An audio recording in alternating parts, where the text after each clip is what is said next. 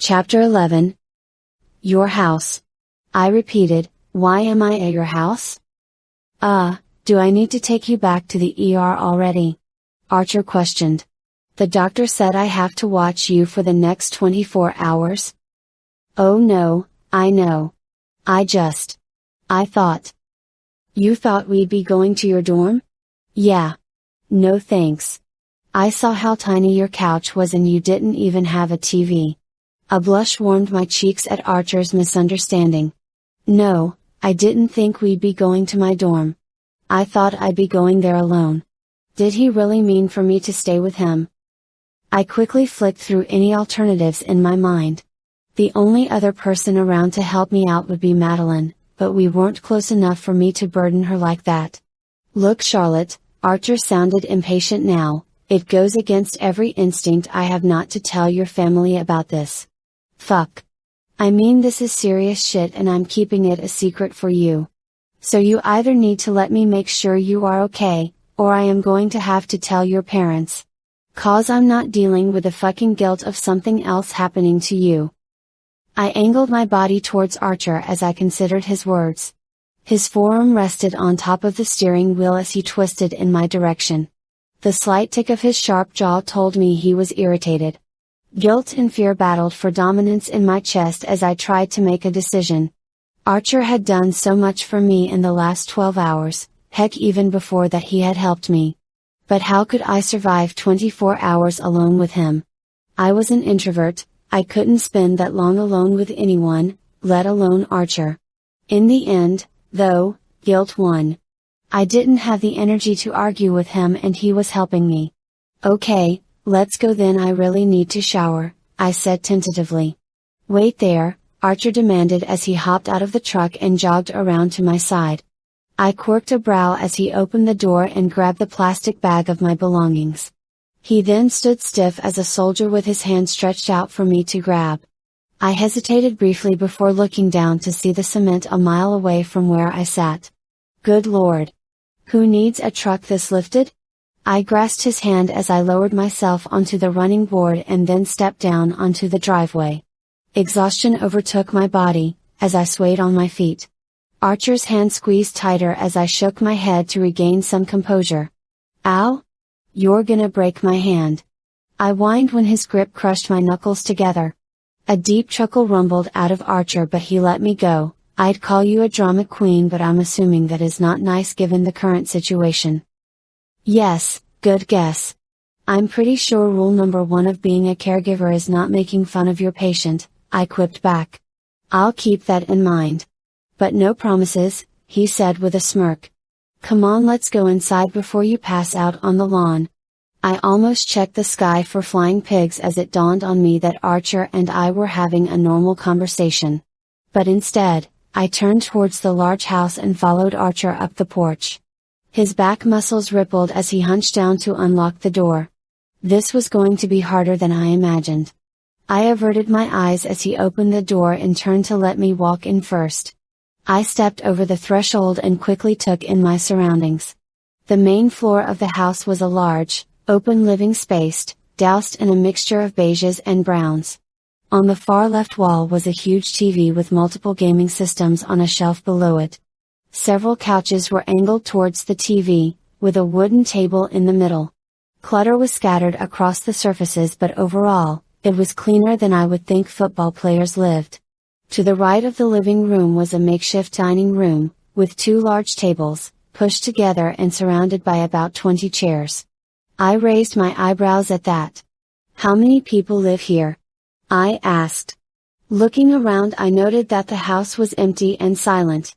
It dawned on me that I had no idea what time it was, but I assumed early from the lack of people. Too many people, Archer deadpanned back. Some of the guys share rooms, so we could pack most of the upperclassmen in here. Well, the first string guys anyways. Then the others show up a lot just to hang out. The annoyance in his voice was evident. A smile stretched across my face as I saw him roll his eyes. Clearly, some things never change. Archer still didn't play well with others. I caught a glimpse of the kitchen tucked in the back corner before Archer placed his hand between my shoulder blades. The gesture made me stiffen, but I allowed him to lead me towards a set of stairs.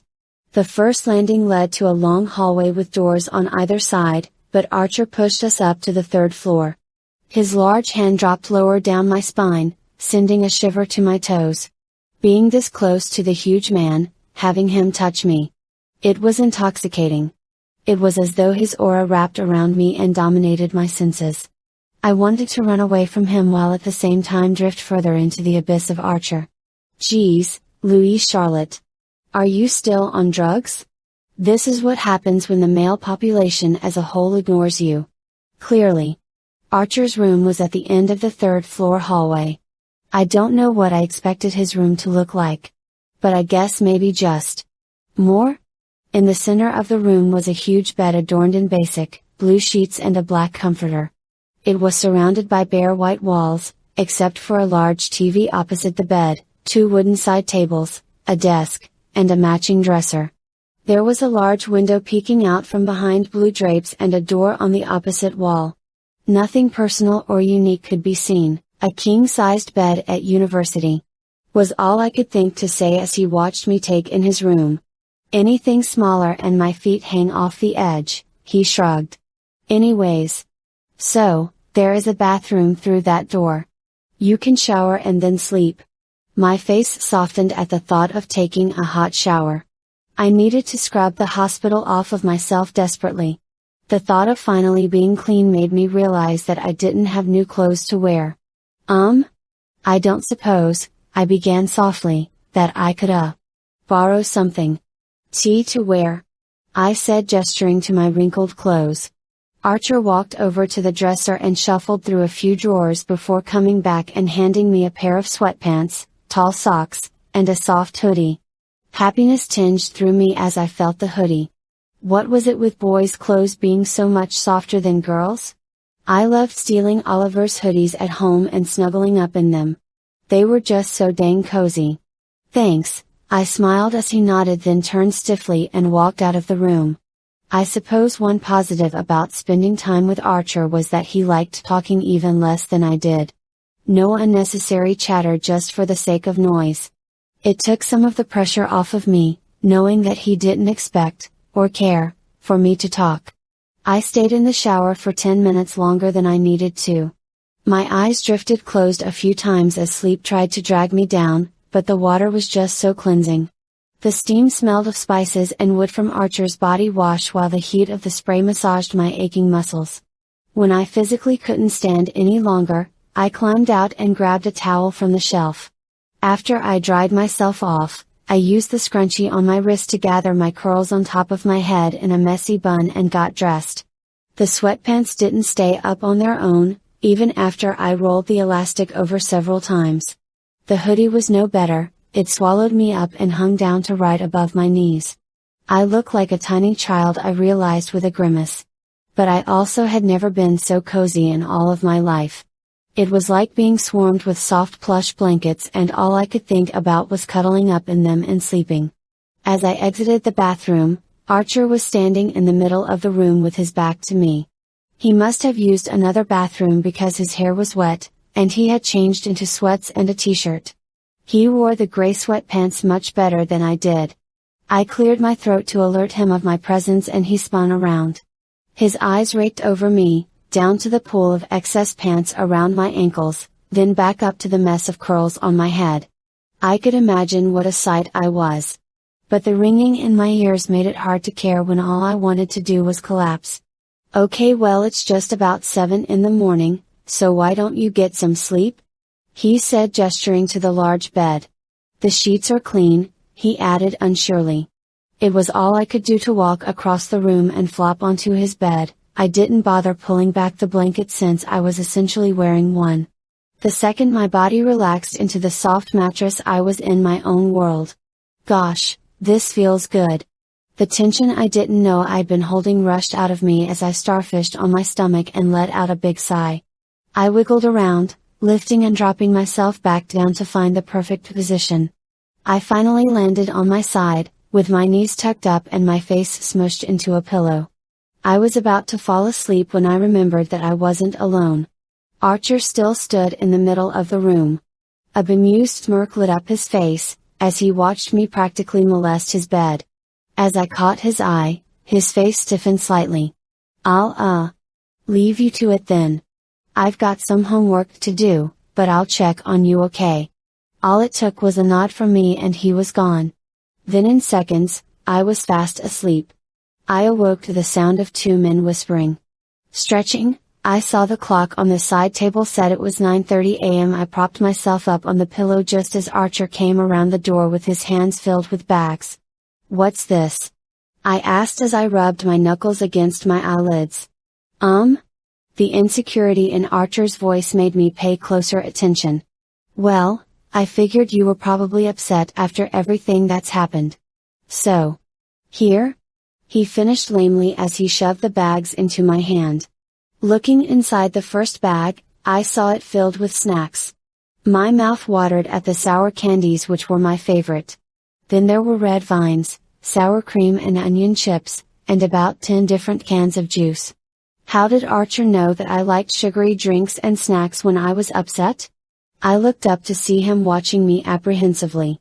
I got a rookie to go get it all while you were sleeping, he averted his gaze as he ran his fingers through his hair. I think it was last summer, I was with Oliver when you had called him upset about something. I remember him saying that it was his brotherly duty to help you. So we went to the store and he bought you all this shit. So I figured it might help now. He spoke as though he regretted it. For the second time, his discomfort somehow made me relax. The fact that he could be so unsure of himself made him less intimidating. It's perfect, I assured him honestly as I peeked into the second bag. I sighed in relief when I saw a toothbrush. My mouth was dry from sleep and staying here all day without cleaning my teeth would have been horrible. For me and Archer since he'd be the one smelling my breath. There were also 4 large bottles of smart water. You have to drink all of those by the end of today, he ordered sternly as I picked one up. I thanked him again for everything before excusing myself to go brush my teeth in the bathroom. When I came back out, Archer had pulled his desk chair over to the bed and was lounging in it with his feet propped up on the mattress. He had turned on the TV and was currently surfing Netflix. I settled back into the bed with a huff, scooching my bum into the comfiest position and tucking my knees up to my chest. Here, Archer thrust the remote into my hand. You choose. Thus began a silent conversation while we tried to find a movie. I would scroll past something that looked interesting, stop, and look at Archer to see his reaction. Sometimes his responses were small, a slight downturn of my lips, or his eyes narrowing at the screen. Then other times he would pull his face into a full-blown scowl, like how dare I for thinking he might want to watch Tangled. Okay, that one was a long shot. I finally stopped on a movie Oliver and I watched often, The Goonies. I turned towards Archer with an eyebrow raised while he appraised my choice. He rolled his eyes but finally gave me a curt nod, so I pressed play and settled in. I smiled as I sunk further into the mattress and watched Chunk do the truffle shuffle. Peeking over at Archer, I could see a laugh in his eyes that he refused to let out. I still had so many questions about what happened to me, some of which he could answer.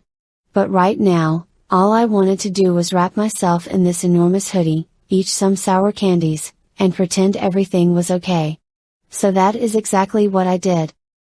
Okay, I'm going to end it there because I really want the next part to be in Archer's POV. As usual, feedback is always welcome. Smile.